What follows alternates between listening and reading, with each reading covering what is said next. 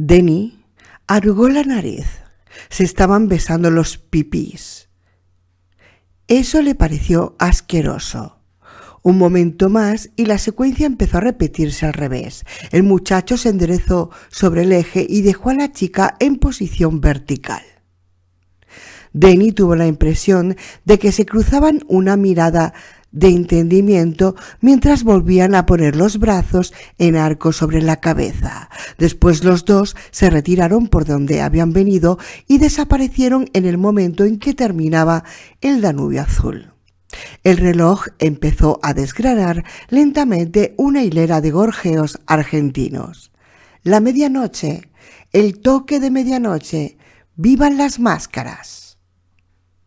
Bruscamente, Denny giró sobre el sillón y estuvo a punto de caerse. El salón de baile estaba vacío.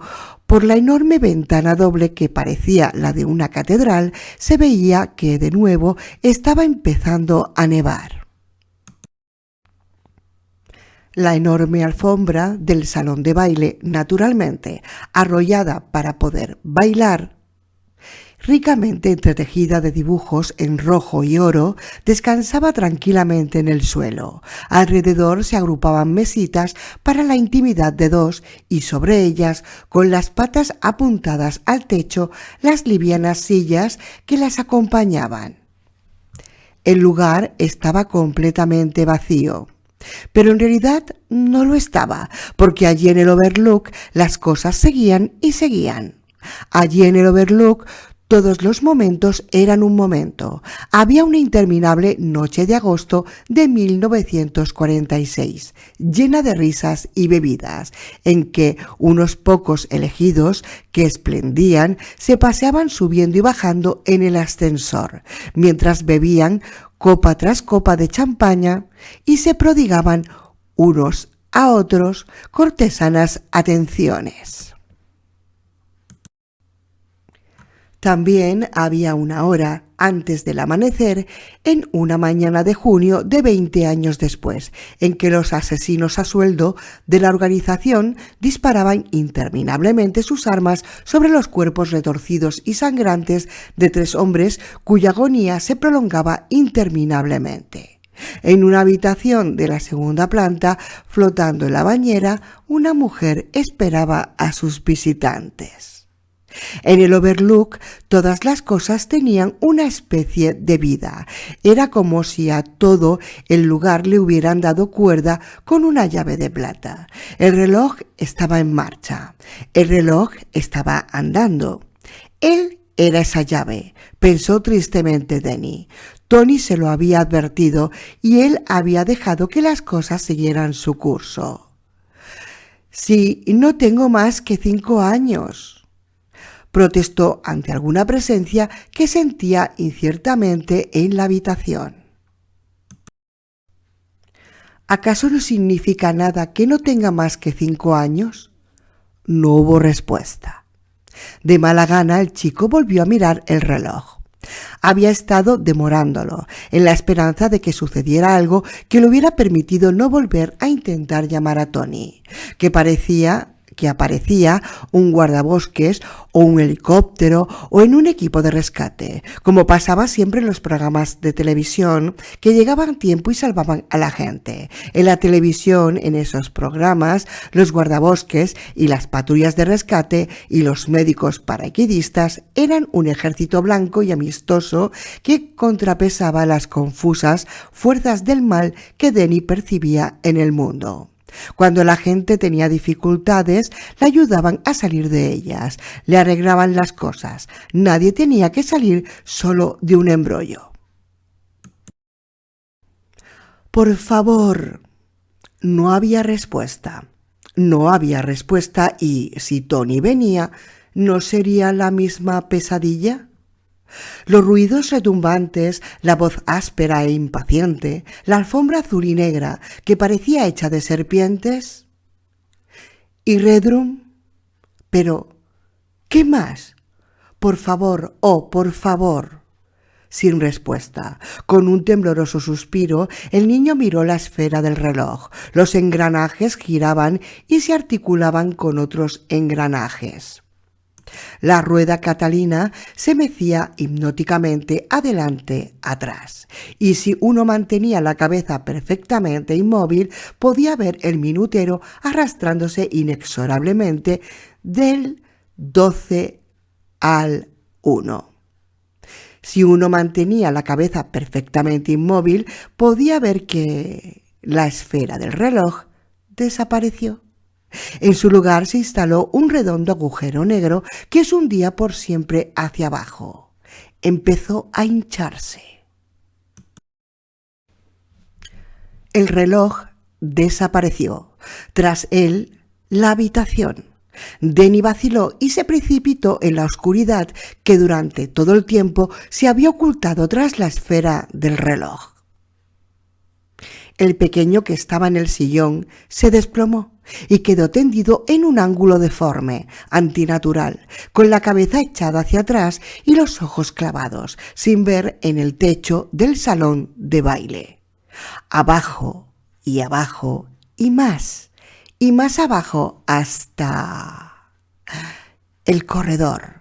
Agazapado en el corredor, y se había equivocado de dirección. Queriendo volver a la escalera, se había equivocado de dirección, y ahora vio que estaba en el breve corredor sin salida que no conducía más que a la suite presidencial, y los ruidos retumbantes se acercaban.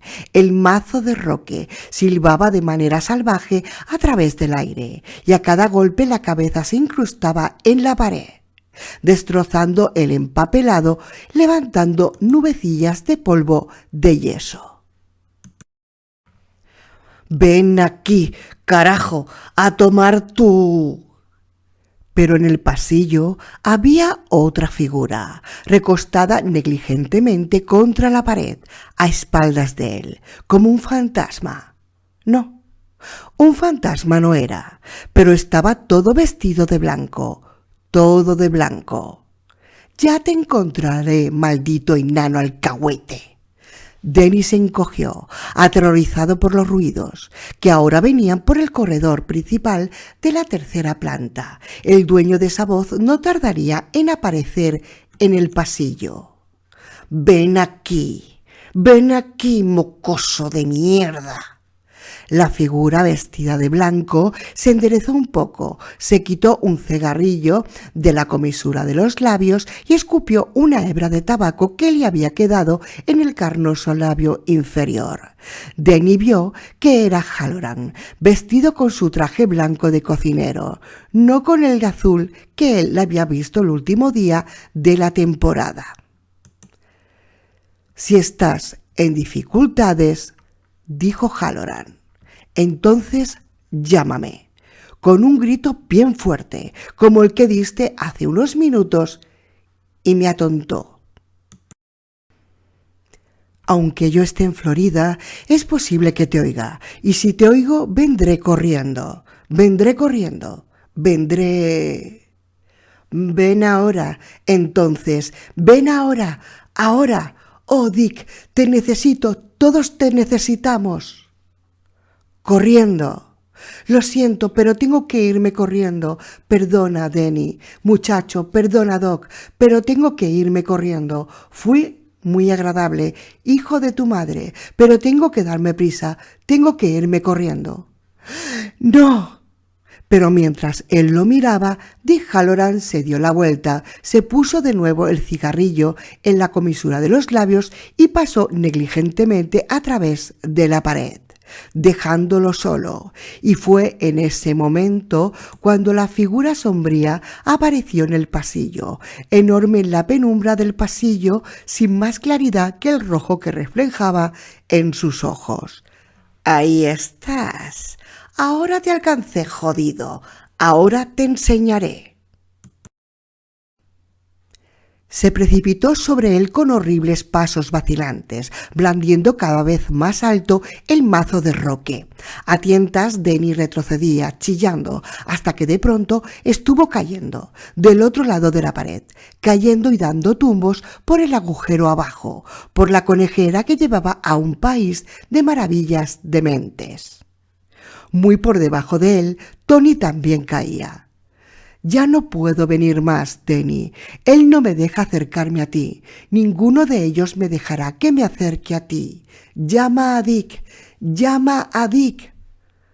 «¡Tony!», vociferó el chico.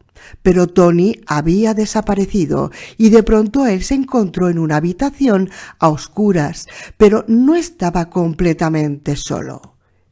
De alguna parte llegaba una luz amortiguada.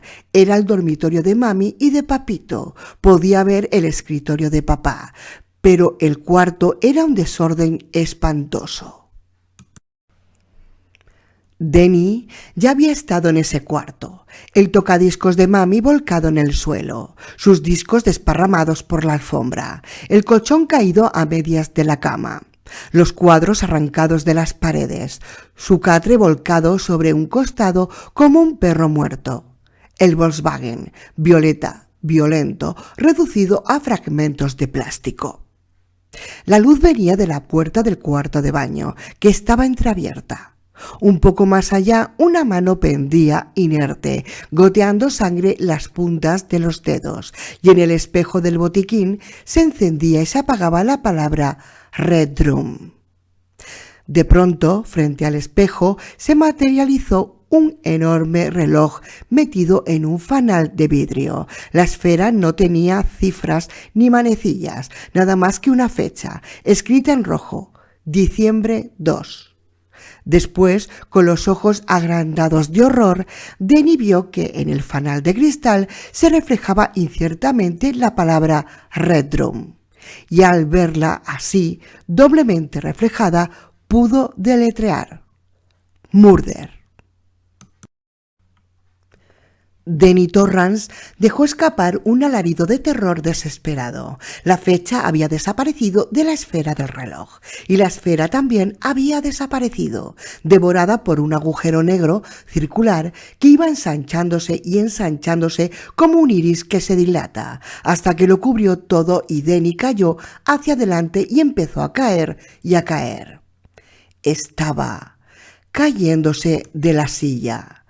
Durante un momento quedó tendido en el suelo del salón de baile, respirando con dificultad. Red Room, Murder, Red Room, Murder.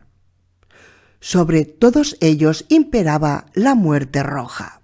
«Quitaos las máscaras, quitaos las máscaras». Y debajo de cada máscara, rutilante e encantadora, que caía el rostro todavía ignorado de la forma que lo perseguía por esos pasillos a oscuras, muy abiertos los ojos enrojecidos, inexpresivos, homicidas. Oh, tenía miedo de qué cara aparecería a la luz cuando llegara finalmente el momento de quitarse las máscaras. «Dick», gritó con todas sus fuerzas, con una intensidad tal que le pareció que la cabeza le estallaba. «Oh, Dick, por favor, oh, por favor, ven». Por encima de él, el reloj al que había dado cuerda con la llave de plata seguía marcando los segundos, los minutos, las horas. Quinta parte. Cuestión de vida o muerte. 38. Florida. Dick, el tercer hijo de la señora Halloran, con su ropa blanca de cocinero y un Lucky Strike aparcado en un ángulo de la boca, hizo retroceder su recuperado Cadillac para sacarlo del aparcamiento que había al fondo del mercado mayorista de verduras y dio lentamente la vuelta al edificio.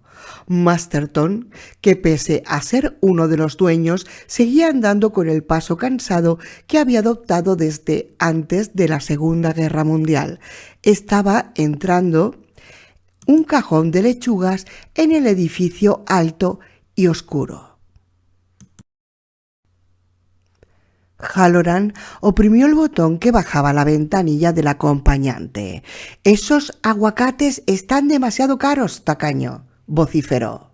Masterton lo miró por encima del hombro, dilató su sonrisa hasta dejar ver los 3 dientes de oro y gritó a su vez: «Y te puedo decir exactamente dónde puedes metértelos, compañero». «Comentarios como ese son dignos de atención, hermano». Masterton le mostró el dedo del medio. Halloran le devolvió la cortesía. «¿Encontraste los pepinillos en vinagre, sí?», preguntó Masterton. «Sí». «Ven mañana por la mañana, que te daré las mejores patatas nuevas que hayas visto en tu vida». «Te enviaré al chico», respondió Halloran. «¿Vienes esta noche?» «¿Tú pones las bebidas, hermano?» «Ya las tengo compradas». «Cuenta conmigo y no pises a fondo cuando vuelvas, ¿me oyes?» «Desde aquí hasta St. Pete, todos los polis se saben tu nombre». «No, qué enterado estás, ¿no?», comentó Halloran, burlón. «Más de lo que estarás tú en tu vida, hombre». «Pero escuchen qué negro impertinente. ¿Qué te crees? Vamos, vete de una vez si no quieres que empiece a tirarte las lechugas». «Pues si me las tiras gratis, ya puedes empezar». Masterton hizo ademán de tirarle una. Halloran la esquivó, volvió a subir la ventanilla y se alejó. Se sentía estupendamente. Hacía más o menos media hora que venía sintiendo olor a naranjas, pero no le parecía extraño. Se había pasado la última media hora en un mercado de frutas y verduras.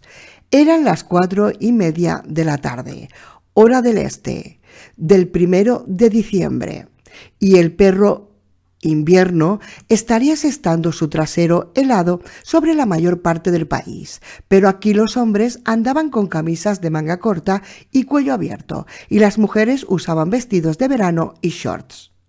En lo alto del edificio del First Bank de Florida, un termómetro numérico adornado con enormes pomelos anunciaba obstinadamente 29 grados. «Gracias te sean dadas, oh Dios, por Florida», pensó Halloran, «con mosquitos y todo».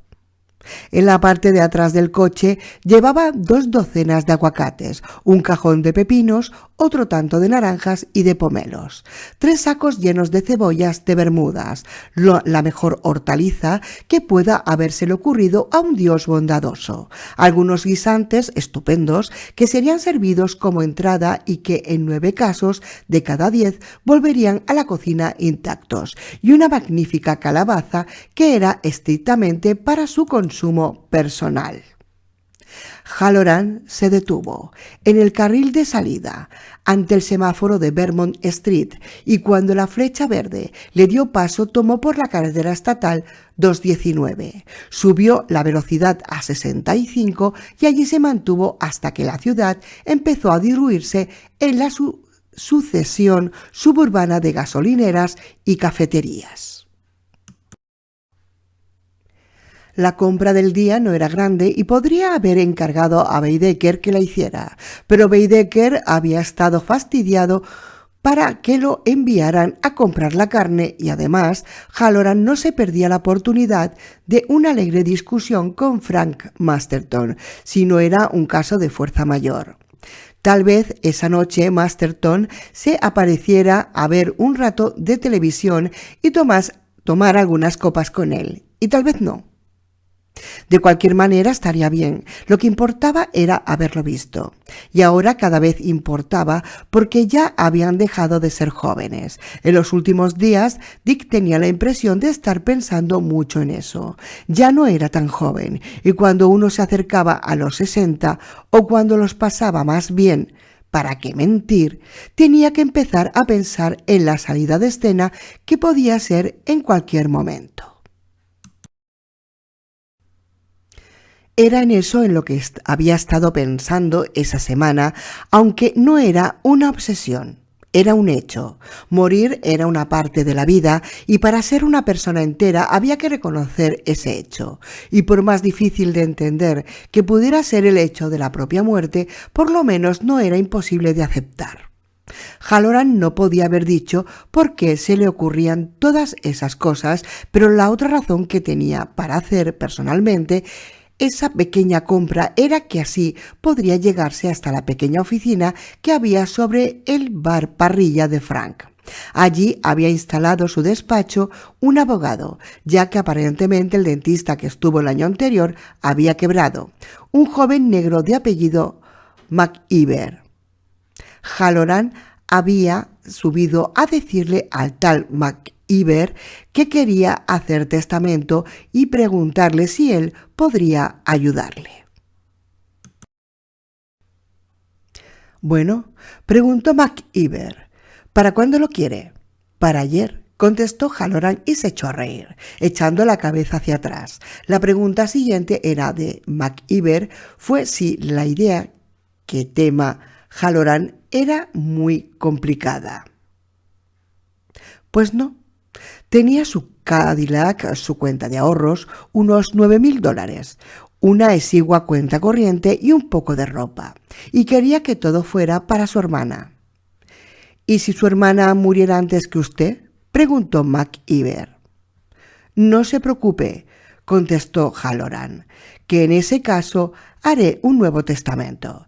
El documento había quedado redactado y firmado en menos de 3 horas, rápido para ser un abogadillo, y se alojaba ahora en el bolsillo del pecho de Halloran, protegido por un rígido sobre azul en el que se leía la palabra testamento en pulcras mayúsculas. Halloran no habría podido decir por qué había elegido ese día cálido y soleado en que se sentía tan bien para hacer algo que venía posponiendo desde hacía años, pero se había sentido acometido por el impulso y no se había negado a seguirlo. Halloran estaba acostumbrado a seguir sus corazonadas. Ahora ya estaba bastante alejado de la ciudad. Llevó el automóvil a 100 más de lo permitido y lo dejó rodar por el carril de la izquierda mientras iba pasando a la mayoría de los coches. Sabía por experiencia que incluso a 140 el Cadillac seguiría aferrándose al cemento y que a 180 apenas sí parecería perder estabilidad. Pero hacía tiempo que había dejado atrás esas locuras. La idea de poner el coche a 180 en una recta no le desportaba más emoción que el miedo. Se estaba haciendo viejo. Dios, qué olor fuerte tienen estas naranjas. ¿No estarán pasadas? Las mariposas se aplastaban contra el parabrisas. Sintonizó en la radio una estación de negros de Miami y le llegó la voz suave y gemebunda de Al Green. Qué hermoso rato hemos pasado juntos. Ahora se está haciendo tarde y tenemos que despedirnos. Volvió a bajar un poco la ventanilla para arrojar fuera la colilla del cigarrillo y después siguió bajándola para que se fuera el olor a naranjas. Mientras tamborileaba con los dedos sobre el volante, empezó a tatarear para sus adentros. Colgada sobre el espejo retrovisor, la medalla de San Cristóbal se mecía suavemente hacia adelante y hacia atrás. Y de pronto, el olor a naranjas se intensificó y Halloran comprendió que algo venía hacia él. Se vio los ojos en el espejo retrovisor, agrandados por la sorpresa. Después todo se le vino encima como una enorme explosión que echara fuera todo lo demás. La música, el camino, la vaga conciencia de que tenía de sí mismo como criatura humana, única. Era como si alguien le hubiera apoyado en la cabeza un revólver psíquico y le hubiera disparado un grito de calibre 45. «¡Oh, Dick! ¡Por favor! ¡Por favor! ¡Oh, por favor, ven!». El Cadillac acababa de ponerse a la par de una camioneta Pinto conducida por un hombre con mono de obrero. El obrero vio que el coche serpenteaba por su carril y se apoyó sobre la bocina. Como el Cadillac seguía su trayectoria irregular, el hombre miró rápidamente al conductor y vio un negro grande, sentado muy erguido al volante con los ojos dirigidos vagamente hacia arriba. Más tarde le contó a su mujer que seguramente debía de ser uno de esos peinados afro que llevaba todo el mundo hoy en día, pero que en ese momento había tenido la impresión de que el maldito negro idiota tuviera todos los pelos de punta. Hasta pensó que el negro estaría sufriendo un ataque al corazón. El obrero clavó los frenos y aprovechó un espacio vacío que quedaba afortunadamente tras él. La parte de detrás del Cadillac lo pasó, sin dejar de cerrarse sobre él, y el obrero vio con atónito horror cómo las largas luces de cola en forma de cohete pasaban a no más de medio centímetro de su parachoques delantero. Sin dejar de apoyarse sobre la bocina, el hombre se apartó a la izquierda y pasó vociferando junto al coche, cuyo conductor parecía borracho, invitándolo a que cometiera actos sexuales solitarios, penados por la ley, a que incurriera en sodomía con diversas aves y roedores. De paso, verbalizó su convicción de que todas las personas de sangre negra deberían volverse a su continente. Expresó su sincera opinión sobre el lugar que le correspondía en la otra vida al alma del otro conductor y terminó diciéndole que parecía haber conocido a su madre en un prostíbulo de Nueva Orleans. Cuando hubo terminado de pasarlo y se vio fuera de peligro, se dio cuenta repentinamente de que tenía mojados los pantalones. En la mente de Halloran seguía repitiéndose la misma idea. «Ven, Dick, por favor, ven, Dick, por favor». Pero empezó a perderse, de la misma manera que se pierde una estación de radio cuando uno se acerca a los límites de su alcance de emisión. Nebulosamente se dio cuenta de que su coche rodaba sobre el arcén a más de 80 kilómetros por hora y lo volvió a la carretera, sintiendo cómo coleaba durante un momento antes de volver a afirmarse sobre el asfalto. A poca distancia delante de él había puesto una cerveza. Halloran indicó la maniobra y se detuvo, con el corazón todavía latiéndole dolorosamente en el pecho. La cara de un color gris enfermizo. Se dirigió al lugar del aparcamiento, sacó el pañuelo del bolsillo y se enjugó la frente. ¡Santo Dios! ¿En qué puedo servirle? La voz lo sobresaltó, aunque no fuera la voz de Dios, sino la de una camarera muy mona que se había acercado al coche con un anotador en la mano. «Sí, nena, un vaso grande de cerveza y 2 paquetes de patatas, ¿eh?» «Sí, señor». La chica se alejó, haciendo oscilar agradablemente las caderas bajo el uniforme de nylon rojo. Halloran se recostó contra el asiento de cuero y cerró los ojos. La transmisión había terminado. Había acabado de disiparse mientras él detenía el coche y hacía el pedido a la camarera. Lo único que le quedaba era un dolor de cabeza atroz, palpitante, como si le hubieran retorcido el cerebro para escurrírselo y colgarlo a secar. Como el dolor de cabeza que le había quedado cuando se expuso al esplendor de ese chico, Denny, allá en el manicomio de Ullman. Pero esta vez había sido mucho más intenso. Entonces el chico lo había hecho como un juego nada más. Ahora había sido el pánico en estado puro, cada palabra un grito de terror en su cabeza. Se miró los brazos, que a pesar de la cálida caricia del sol, seguían mostrando la carne de gallina. Él le había dicho al chico que lo llamara si necesitaba ayuda, recordó Halloran, y ahora el chico lo estaba llamando. De pronto se preguntó cómo era posible que hubiera permitido que ese niño se quedara allá, con semejante manera de esplendor. Era inevitable que hubiera problemas, y graves tal vez. Sin esperar más, volvió a hacer girar la llave del coche, le dio marcha atrás y se lanzó a la carretera con un chirrido de neumáticos que dejó a la camarera de caderas oscilantes paralizada en la entrada del puesto, con la bandeja y el vaso de cerveza en las manos. «¿Pero qué le pasa a usted? ¿Hay un fuego?», gritó la chica, pero Halloran ya no estaba.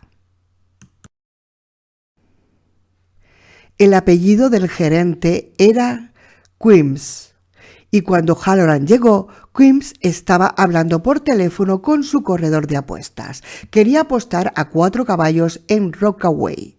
No, nada de apuesta triple, ni de quiniela, ni ninguna otra sutileza. Lo más sencillo, a 4 caballos, $600 por cabeza, y a los Jets del domingo. ¿Cómo? ¿Que él no sabía con quién jugaban los Jets? Jugaban con los Bills, por eso apostaba. 500, sí, como siempre. Cuando los Quims colgó, con el aire fastidiado, Halloran comprendió cómo era que un hombre podía sacar 50.000 por año con un pequeño balneario y así todo seguir teniendo brillantes los fondillos de los pantalones. El gerente miró a Halloran con ojos todavía irritados de tanto haber mirado anoche la botella de whisky. ¿Algún problema, Dick? Sí, señor Quims, creo que sí. Necesito 3 días de permiso. En el bolsillo del pecho de la camisa amarilla de Quims había un paquete de Kent. Sin sacárselo del bolsillo, extrajo un cigarrillo del paquete entre 2 dedos y mordisqueó con mal humor el filtro patentado. Después lo encendió con un encendedor de mesa. Yo también, declaró, pero ¿cómo se le ocurre? Necesito 3 días, repitió Halloran. Es por mi hijo. Los ojos de Quims bajaron a la mano izquierda de Halloran, que no llevaba anillo. Estoy divorciado desde 1964, explicó pacientemente Halloran. Dick, usted sabe cómo son las cosas el fin de semana. Todo lleno. Hasta los bordes. El domingo por la noche hasta el Florida Room se llena. Los lugares más baratos. Así que pídame el reloj, la billetera, la cuota de la pensión. Vaya, hasta mi mujer se la doy si la aguanta. Pero por favor no me pida días de permiso. ¿Qué le pasa? ¿Está enfermo? Sí, señor, asintió Halloran, tratando de verse a sí mismo mientras daba las vueltas al sombrero en la mano y ponía los ojos en blanco. Le dispararon. ¿Le dispararon? Se espantó Quims y dejó el Kent en un cenicero con el emblema de la Escuela de Administración de Empresas donde había estudiado. Sí, señor, volvió a sentir sombríamente Halloran. ¿En un accidente de caza? No, señor, respondió Halloran, haciendo que su voz sonara aún más grave y ronca. Hannah está viviendo con un camionero blanco. Él le disparó al muchacho. Está en el hospital en Denver, Colorado, muy grave. ¿Y usted cómo demonios lo supo? Creí que había ido a comprar la verdura. Sí, señor, eso es. Antes de volver, Halloran había pasado por la oficina de la Western Union para reservar un coche de la agencia Avis en el aeropuerto de Stapleton. Al salir, sin saber por qué, había tomado un formulario. Ahora lo sacó doblado y arrugado del bolsillo y lo pasó rápidamente ante los ojos inyectados en sangre de Quims. Se le volvió a meter en el bolsillo. Bajando todavía más la voz, explicó. Lo mandó Hannah. Estaba en mi buzón. Ahora cuando regresé. Cristo santo, farfulló Quims, con una peculiar expresión preocupada y tensa en la cara, una expresión que Halloran conocía bien. Era lo que más se le aproximaba a una expresión de simpatía que podía conseguir un blanco que se consideraba bueno con la gente de color, cuando el objeto de su compasión era un negro o su mítico hijo. Sí, está bien, váyase, concluyó. Me imagino que durante 3 días Baedeker puede arreglárselas y el lavaplatos puede ayudarle. Halloran hizo un gesto afirmativo y puso una cara más larga todavía, pero la idea de que el lavaplatos ayudara a Baedeker le provocó internamente una sonrisa. Ni siquiera estando en uno de sus mejores días, pensaba Halloran, el lavaplatos sería capaz de acertarlo al orinal al primer chorro. Y quisiera adelantada la paga de la semana, continuó Halloran. Completa, ya sé que lo estoy poniendo a usted en un lío, señor Quimps. La expresión del otro se hacía cada vez más rígida, como si tuviera una espina de pescado atravesada en la garganta. Ya hablaremos de eso. Vaya a hacer su equipaje, que yo hablaré con Baedeker. ¿Quiere que le haga la reserva para el avión?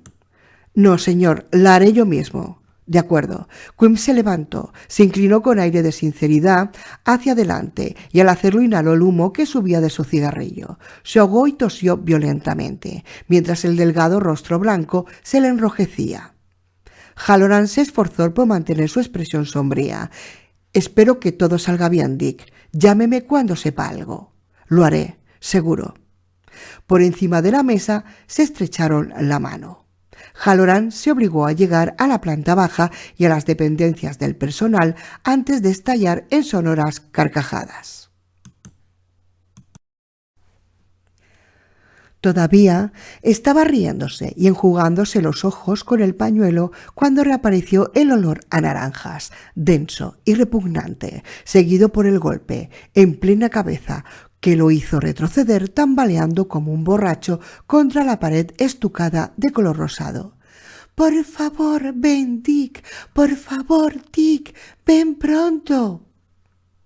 Se recuperó poco a poco hasta que por fin se sintió capaz de subir la escalera que llevaba a su apartamento. Siempre guardaba la llave bajo el felpudo y cuando se inclinó a recogerla, algo se le cayó del bolsillo del pecho y aterrizó en el suelo con un ruido leve y sordo. Halloran seguía oyendo tan intensamente la voz que le había sacudido la cabeza que durante un momento no hizo más que mirar el sobre azul sin entender, sin darse cuenta de qué era. Después le dio la vuelta y la palabra testamento saltó ante sus ojos en negras letras ornamentales.